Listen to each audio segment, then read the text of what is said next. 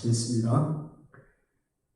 자비하신 우리 아버지, 거룩한 안식일 아침 주의 말씀을 연구하기 위해서 우리 함께 머리를 숙일 수 있도록 인도해 주셔서 감사합니다. 자비하신 아버지, 이 자리에 우리의 마음속에 성령 하나님께서 역사하셔서 하나님의 귀한 말씀, 생명의 말씀을 깨닫는 일에 부족함이 없도록 우리를 붙들어 주시고 인도해 주시기를 예수 그리스도 이름으로 간절히 기도하옵나이다. 아멘. 예, 감사합니다.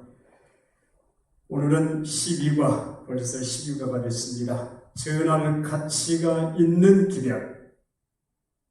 전할 가치가 있는 기별이 무엇인지, 어떤 것인지 오늘 한번 연구해 보도록 하겠습니다. 우리는 스스로를 가리켜서 남은 자손 또는 남은 교회라고 이렇게 부릅니다. 여러분, 제7일 안식일 예수 재림 교인들을 남은 자손 또는 남은 교회로 부르는 근거가 어디가 있습니까? 그 뿌리가 어디예요? 네, 우리가 잘 알듯이 요한계시록 14장입니다. 특히 요한계시록 14장에 나오는 세천사의 기별, 이 세천사의 기별이 남은 자손, 남은 교회 또는 정체성 또는 근거 또는 뿌리다, 그렇게 생각해 볼 수 있겠죠. 이 세천사의 기별은 남은 자손 또는 남은 교회가 마지막으로 세상을 향해서 외쳐야 할 그와 같은 기별이라고 하는 것입니다. 그래서 오늘 그 기별을 먼저 좀 살펴보도록 하겠는데, 기억절을 보겠습니다. 또 보니 다른 천사가 공중에 날아가는데 땅에 거하는 자들 곧 모든 민족과 종족과 방언과 백성에게 전할 영원한 복음을 가졌더라. 그가 큰 음성으로 이르되 하나님을 두려워하며 그에게 영광을 돌리라. 이는 그의 심판의 시간이 이르렀으니 하늘과 땅과 바다와 물들의 근원을 만드신 이를 경배하라 하더라. 아멘. 자, 우리 세천사의 기별, 이 세천사의 기별 가운데 몇 문장을 또는 몇 단어를 좀 정리하고 우리가 넘어가도록 하겠습니다. 자, 여기 보면은 또 보니 다른 천사가 공중에 날아가는데 땅에 거하는 자들 곧 모든 민족과 종족과 방언과 백성에게 그렇게 얘기하고 있습니다. 다시 말해서 이 말씀을 통해서 우리는 하나님은 모든 사람들을 부르고 계신다고 하는 것입니다. 이것이 바로 복음의 개방성과 포용성, 이렇게 우리가 표현할 수가 있는데, 그리스도의 대속적인 죽음은 모두를 위한 것이었다. 즉 장소와 시대와 관계없이 그것은 모든 사람을 위한 것이었다. 그래서 복음은 언어, 문화, 배경과 상관없이 모두에게 전달된다. 이 말씀은 전부 과정책에 있는 그런 말씀을 갖다 땄습니다.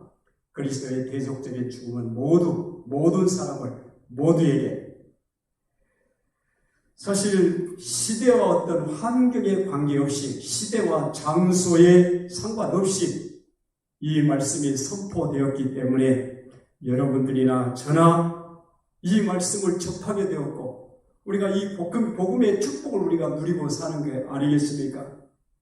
만약에 시대와 장소와 상관이 있었더라면 모든 이와 같은 그야말로 복음의 개방성과 포용성이 없었더라면 우리는 복음을 접하지도 못했을 것이고 아마 소망 없이 그야말로 죽어갔을 것입니다만은 이와 같은 복음의 포용성과 또는 개방성 때문에 우리가 하나님의 백성이 되고 하나님을 아버지라 그렇게 부를 수 있는 그런 행복을 우리가 누리고 있는 것이 아닙니까?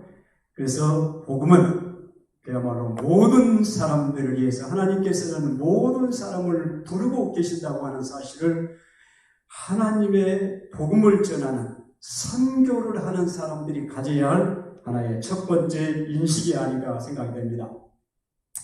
그 다음에 두 번째는 같은 비슷한 얘기입니다만 차별이 없는 복음이라고 하는 것입니다. 로마서 3장 22절, 10장 12절 또는 골로새 3장 11절에 보면은 곧 예수 그리스도를 믿음으로 말미암아 모든 믿는 자에게 미치는 하나님의 의인이 차별이 없느니라. 우리가 하나님을 믿을 때 하나님께서 우리를 의롭다고 의를 나누어 주시는데 그 하나님의 의는 차별이 없다고 하는 것이죠. 그 다음에 10장 12절에 보면 유대인이나 헬라인이나 차별이 없습니다. 한 주께서 모든 사람의 주가 되사 저를 부르는 모든 사람에게 부요하시도다. 자, 넘겨보겠습니다.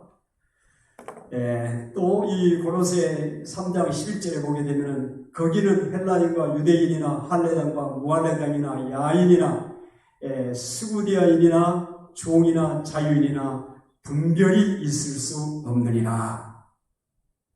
다시 말해서 복음은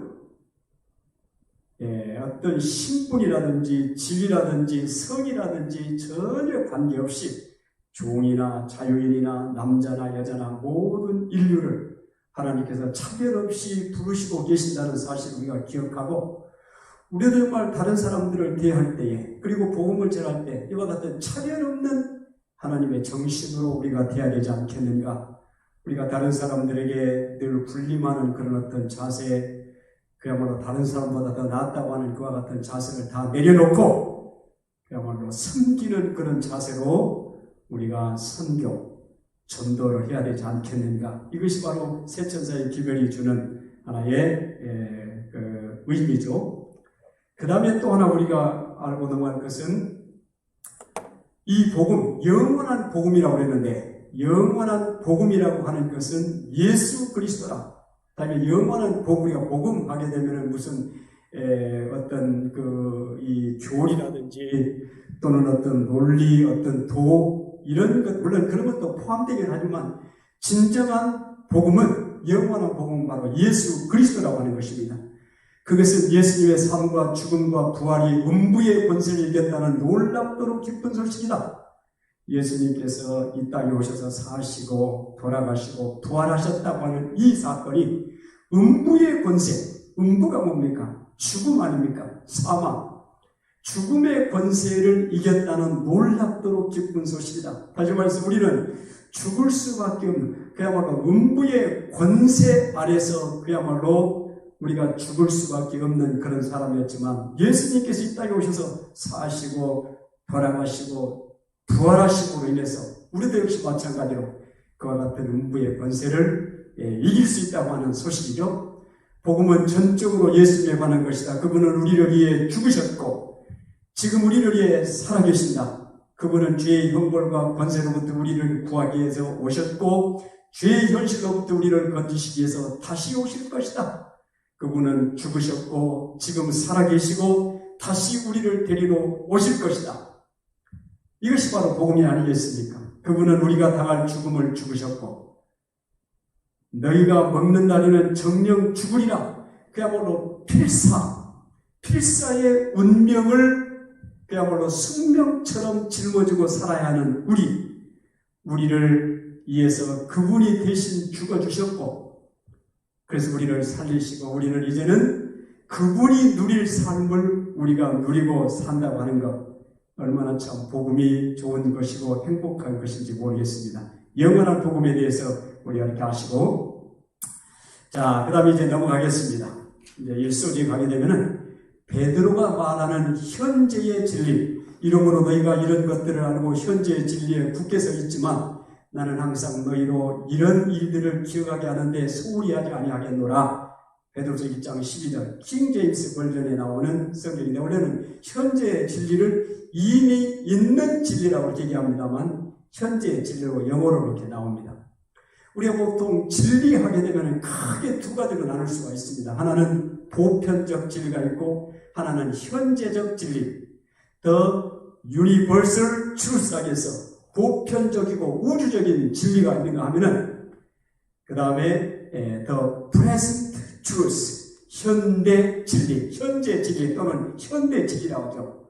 그래서 보편적인 진리랑 우주적인 진리라고 하는 것은 뭐냐면은 시대나 사람들이나 장소나 상황에 관계없이 언제나 변함없는 진리를 우리는 보편적 진리. 다시 말해서 하나님은 사랑이십니다.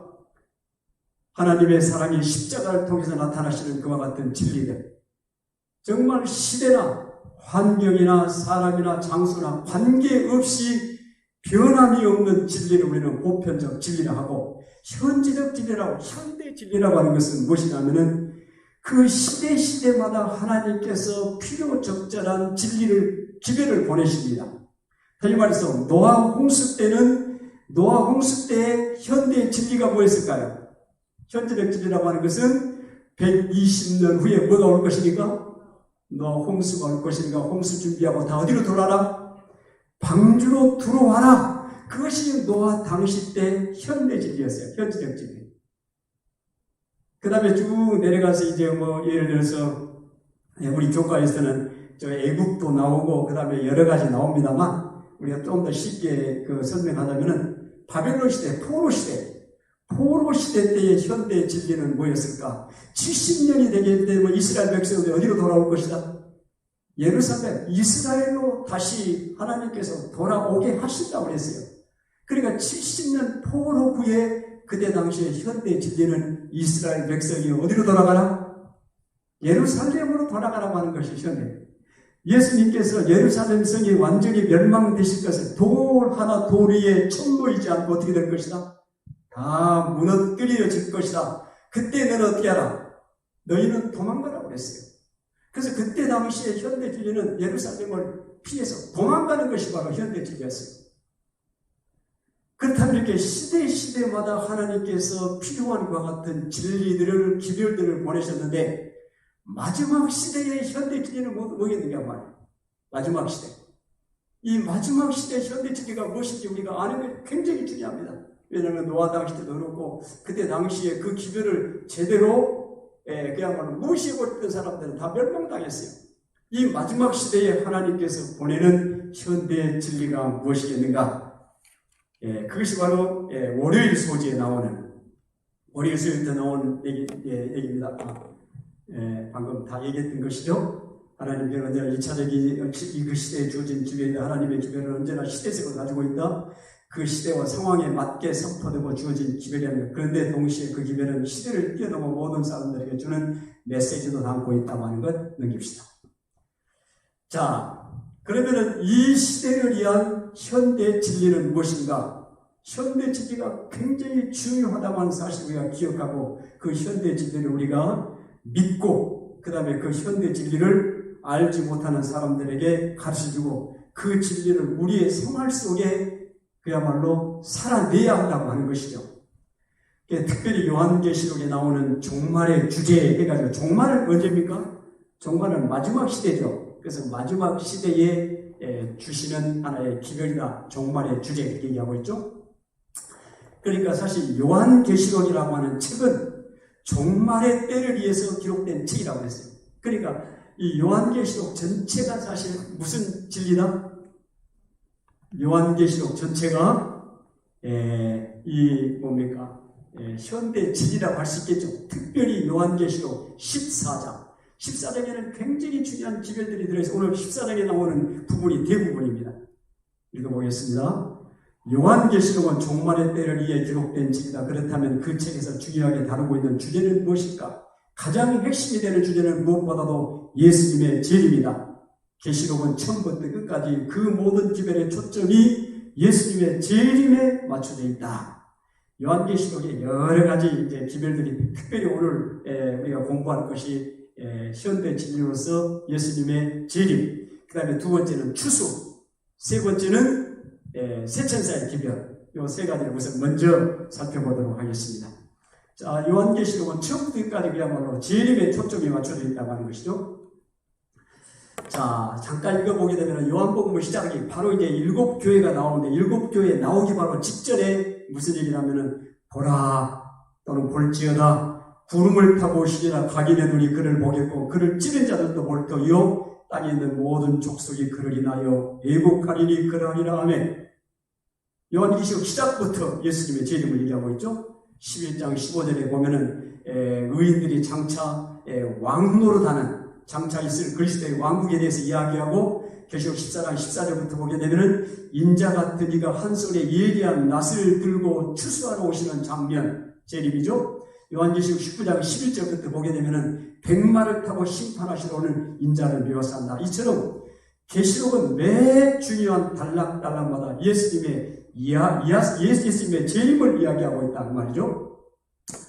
그리고 마지막도 요한계시록 끝 마지막도 역시 예수님의 재림으로 그 끝을 마무리하고 있는데 요한계시록 22장 20절에 보니까 이것들을 증거하신 이가 이르시되 내가 진실로 속히 오리라 하시거늘 아멘 주 예수여 오시옵소서.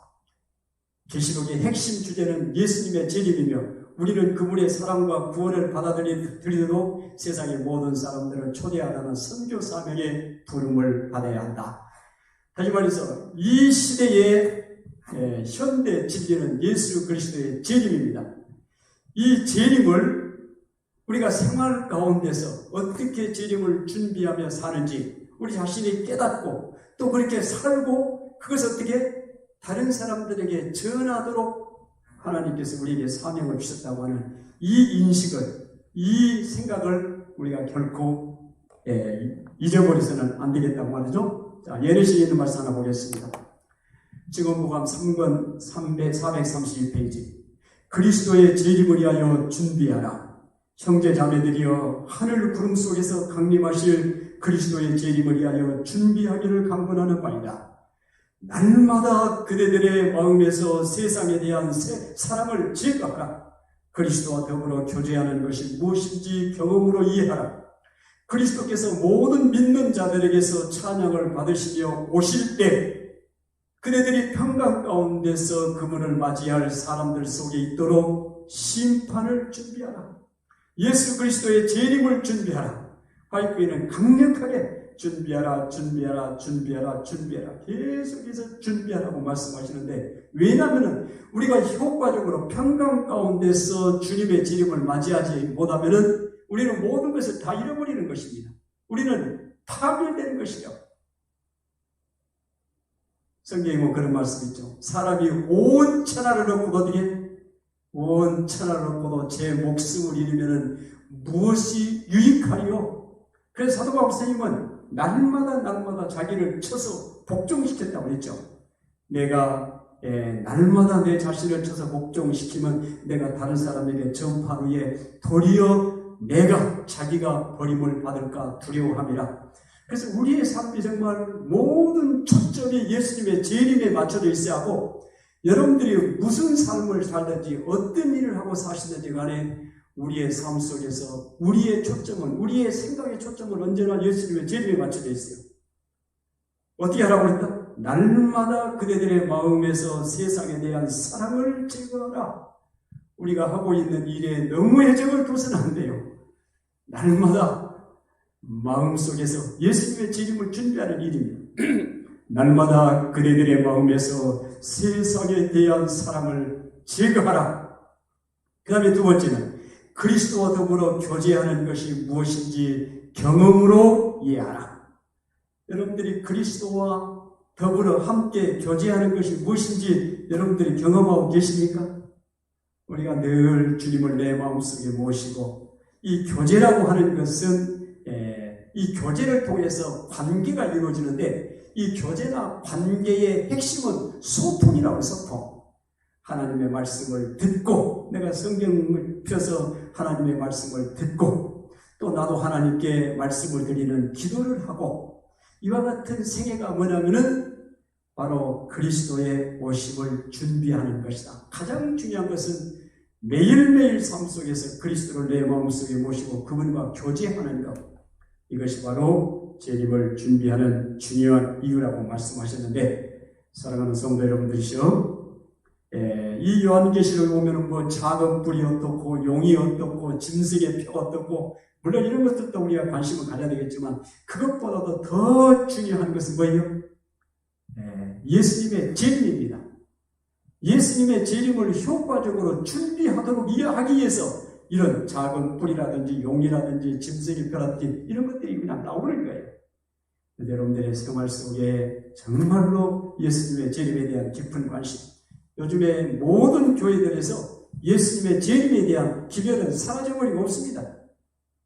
우리 제7일 안식일 예수 재림 교회밖에. 그래서 일반 개신교회들은 어쩝니까? 그저 이 땅에서 하나님의 축복 잘 받고 평안하게 행복하게 잘 사는 것, 그것이 그들의 신앙의 목표입니다. 그러나 그것은 안 될 일이죠. 우리가 가야 할 곳은 영원한 하늘이기 때문에 늘 준비하는 그런 생애를 사시기 바랍니다. 그 다음에 두 번째 넘겨보겠습니다.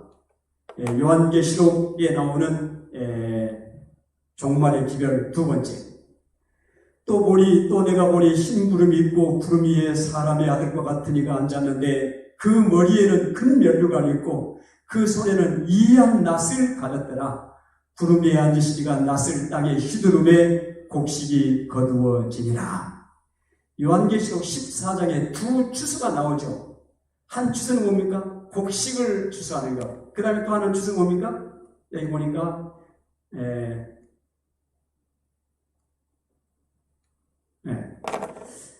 또 다른 천사가 하늘에 있는 성전에서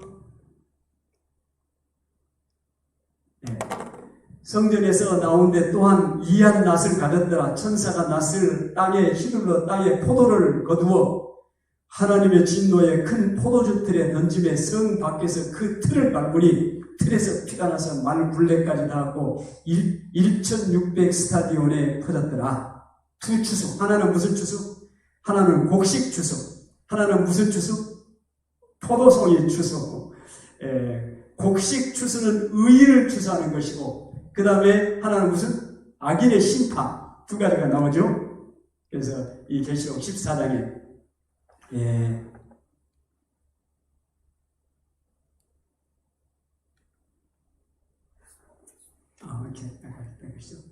이렇게 하나 더, 거기 더 놔두십시오.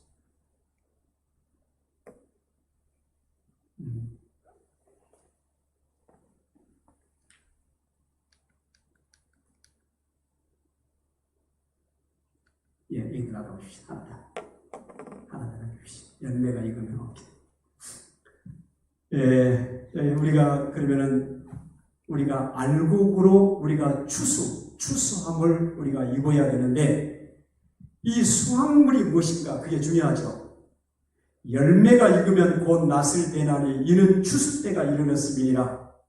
그리스도께서는 그분의 품성이 그분의 백성들 속에 완전하게 지연될 때에 그분은 당신의 것을 찾으시려 이 땅에 강림하실 것이다. 정말 저의 기도 제목도 바로 그것입니다. 제가 사실 인생을 얘기하자면은 이제 결실기에 들어갔습니다. 결산기에 들어갔는데 과연 무엇으로 하나님 앞에 결산을 할 것인가? 열매가 익으면은 곧 낫을 대나니 이는 추수 때가, 이 추수 때는 예수님께서 추수하러 오시는 거예요. 알곡 추수하러. 그런데 이 알곡, 이 추수 수확물이 뭐냐? 그게 바로 나옵니다. 실물도 69페이지 요 같은 말씀입니다. 위에 있는 말. 그리스도께서는 그분의 품성이 그분의 백성들 속에 완전하게 재현될 때 그분은 당신의 것을 찾으시려고 이 땅에 강림하실 것이다. 다시 말해서 열매라고 하는 것은 뭡니까? 그분의 품성, 우리의 품성이 아니고 그분의 품성입니다. 그분의 품성이 하나님의 백성들 속에서 완전히 재현될 때 그분은 당신의 것을 찾으시려고 이 땅에 강림하실 것이다. 그래서 자나깨나 제가 기도하는 게 그겁니다. 하나님, 이 열매는 무슨 열매라고 합니까? 성령의 열매를, 성령의 열매 9가지가 있죠. 사랑과 희락과 화평과 오래 참과 자비와 양성과 충성과 온유와 절제. 하나님 이와 같은 열매가 제 세계에 어떻게 주렁주렁 맺힐 수 있도록, 그렇게 열매를 맺을 수 있는 유일한 방법은 누구를 모시는 거예요? 성령 하나님께서 내 안에 오셔서 이 열매를 맺게 하는 것이다. 그래서 우리는 늘 매일매일 성령 하나님을 우리의 마음속에 초청해서 그분이 내 삶을 지도하시고 인도하심으로 인해서 성령의 열매가 맺히게 되고, 그 성령의 열매가 맺힌, 다시 말해서 그분의 품성이죠. 그 품성이 그야말로 사랑하는 백성들 속에 완전하게 재현될 때 주님께서는 그것을 찾으러 이 땅에 강림하실 텐데, 그야말로 알곡으로 그렇게, 그야말로 열매로 그렇게 곡식으로 여러분들이 꼭 추수가 될 수 있도록 그렇게 여러분들이 꼭 애쓰고 기도하시기를 바라겠습니다. 자, 그 다음에 악인의 추수를 한번 볼까요? 방금 봤습니다만, 이번에는 아까는 인자가 추수를 하셨고, 이번에는 천사가 추수를 하는데, 포도주, 이 포도를 땅에서 휘둘러 걷어가지고 포도주 틀에 던지니까 성 밖에서 발군이 포도주 이 틀에서 피가 나서 그냥 엄청나게 1600 스타디온이 얼마나 될지 모르겠습니다만, 여하튼 이 이 굴레까지 그냥 쳐가지고 엄청난 피가 그렇게 있는 상황을 설명하고 있습니다만, 그렇다면 하나 더 넘겨볼까요? 과연 마지막 때 우리는 곡식의 추수에 참여하게 될까, 아니면 포도송이의 추수에 참여하게 될까? 그 결정은 바로 오늘 우리의 삶에 근거한다. 내가 오늘을 어떻게 살아가느냐에 따라 나의 마지막이 결정되는 것이다. 그런 의미에서 종말의 주제는 미래에 대한 이야기를 통해 오히려 현재의 삶을 요청한다. 자, 이제 시간이 거의 되었습니다. 이제 빨리 넘어가겠습니다. 세 번째, 그가 큰 음성으로 가라되 하나님을 두려워하며 그에게 영광을 돌리라. 이는 그의 심판하실 시간이 이르렀으니 하늘과 땅과 바다와 물들의 근원을 만드신 이를 경배하라 하더라. 이 세 천사의 기별 가장 사실 중요한 부분인데 얘기하다 보니까 시간이 다 걸렸네요. 자, 몇 가지만 간추려서 보고 마치겠습니다. 여기 보세요. 하나님을 두려워하라. 보통 우리가 두려워하라 하면 상당히 우리가 부정적인 감정을 갖게 되죠. 두려워하라, 무서워하라. 근데 사실 이 두려워하라고 하는 말은 그런 의미가 아니고, 이 야레라고 하는 원래 언어인데, 이 말은 경외하다, 존경하다, 높이다, 그런 말입니다. 첫째 천사가 맺힌 천마대로 바로 하나님을 두려워하는데, 이것은 바로 경외하다, 그 다음에 존중하다, 높이다. 그러나 출애굽기 1장 17절에 나온 말씀입니다. 그러나 산파들이 하나님을 두려워하여 애굽 왕의 명을 어기고 남자를 살리니라. 다 아시는 문제죠? 왜 산파들이 그야말로 애굽 왕의 명을 어기고 하나님을 두려워했는가? 다시 말해서 애굽 왕보다는 하나님을 더 존중하고 더 높였단 말이죠. 그 다음에 두 번째, 넘어가겠습니다. 시간이 없으니까. 이 하늘이 땅에서 높은 같이 그를 경외하는 자에게 그 인자하심이 크시도소이다. 그 다음에 우스 땅에 욥이라는 사람이 있었는데, 그 사람은 순전하고 정직하여 하나님을 경외하고, 이 경외하라고 하는 말 똑같은 얘기입니다. 야레, 경외하다라고 하는 말과 아까 두려워하다라고 하는 말은 똑같은 말인데, 그것은 경외하다, 존경하다 또는 높이다. 여러분들이 하나님을 그야말로 두려워하시고 하나님을 여러분들이 경외하십니까? 그 구체적인 거 잠깐 조금 이따 말씀드리겠습니다. 자, 넘어가겠습니다.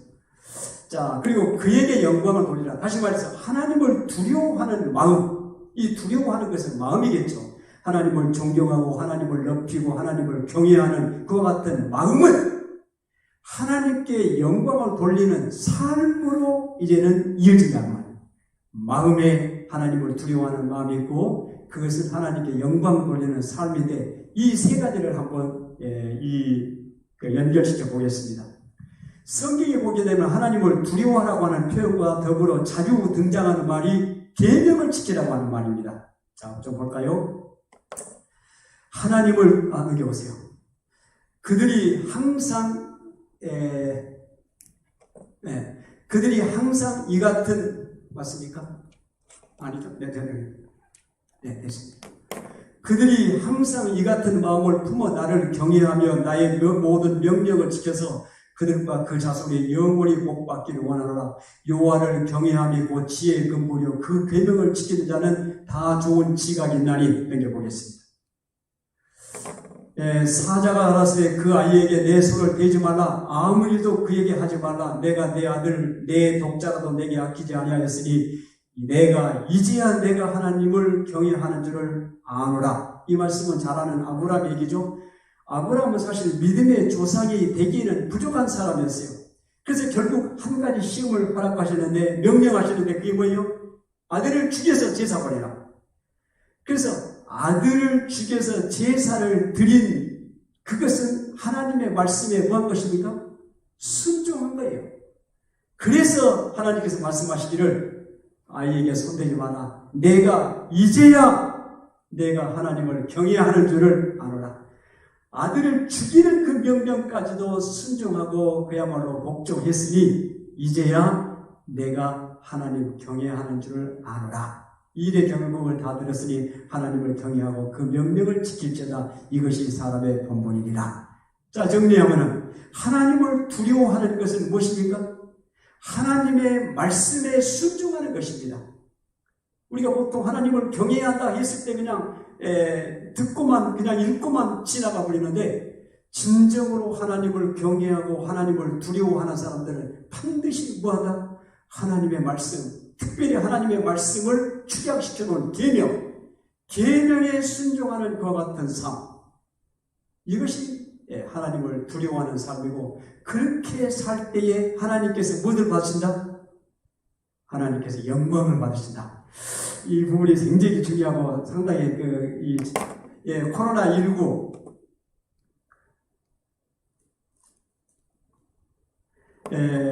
코로나19 이후의 개신교 이미지, 이 불교나 천주교는 온화한, 따뜻한, 절제하는, 온화한, 따뜻한, 윤리적인 이런 좋은 평판을 이 불교나 그 다음에 천주교에는 이 코로나 이후의 사람들이 갖게 된 하나의 이미지입니다.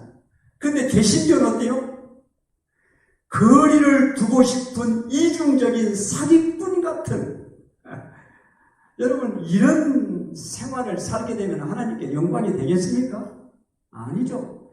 정말 하나님을 두려워하고 하나님의 계명의 정신이 뭡니까? 계명이 사랑 아닙니까? 하나님을 사랑하고 내 이웃을 어떻게? 내 자신처럼 사랑하는 선한 그와 같은 삶, 그 계명을 순종할 뿐만 아니라 그렇게 살 때에 하나님께서 영광을 받으신다고 하는 것이 새 천사 기별의 핵심입니다. 그 계명과 함께 이제 안식일 계명 연결되겠죠. 하늘과 땅과 바다와 물들의 근원을 만드신 창조주를 경배하는 이 계명을 순종하는 것, 다 같이 엮여 있는 것입니다. 그래서 우리가 코로나 이후에 정말 이 개신교인들, 우리를 포함한 이 개신교의 이미지가 얼마나 참 충격적입니까? 거리를 두고 싶은 이중적인 사기꾼 같은, 이런 얘기를 하나님께서 들으셨을 때 얼마나 모독을 당하시고 얼마나 참 불명예스럽겠습니까? 그래서 우리가 간절하게 참 이와 같은 시대에 우리가 하나님을 경외하고 하나님을 두려워하고 하나님의 계명을 지키고 하나님의 말씀에 순종하고, 그래서 하나님께 영광 돌리는 그와 같은 삶이 현대 진리입니다. 이 진리를 우리의 삶 속에 우리가 살아내야 하는 것입니다. 우리가 우리의 삶 속에 살아낼 뿐만 아니라 이와 같은 기별을 누구에게? 이 기별을 마지막 시대를 사는 많은 사람들에게, 모든 족속과 모든 백성과 모든 민족에게 우리가 전해야 한다고 하는 거 아니겠습니까? 그래서 이와 같은 현대 진리를 우리가 알고 전해야 한다고 하는 것. 마지막입니다. 하나님의 마지막 보석. 요한계시록 14장에 나오는 새 천사의 기별을 전하는 교회는 제치란 용어 그냥 넘어가겠습니다.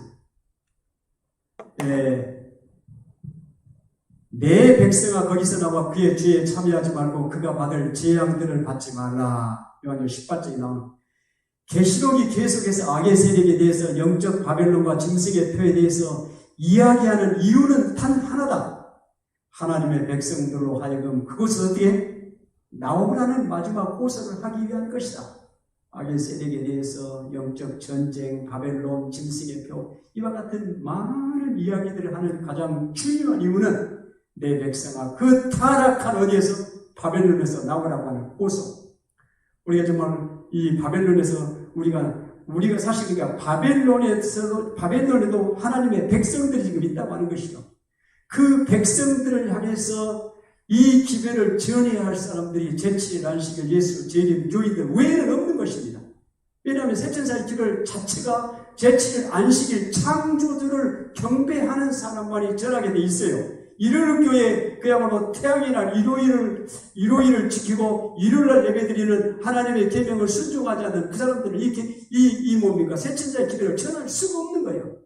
그래서 마지막 시대에 이 세상을 향해서 하나님의 이 새천사의 기별을 전해야 할 유일한 사람들은 바로 제7일 안식일, 예수, 재림, 교인들밖에 없다고 하는 이 사실을 깨닫고 다시 한번 사명감을 가지고 이 기별들을 우리의 삶 속에서 살아낼 뿐만 아니라 그야말로 많은 세상 사람들, 세상을 향해서 담대하게 비치는 그와 같은 성도들 되기를 바라면서 오늘 하는 공부를 마치도록 하겠습니다.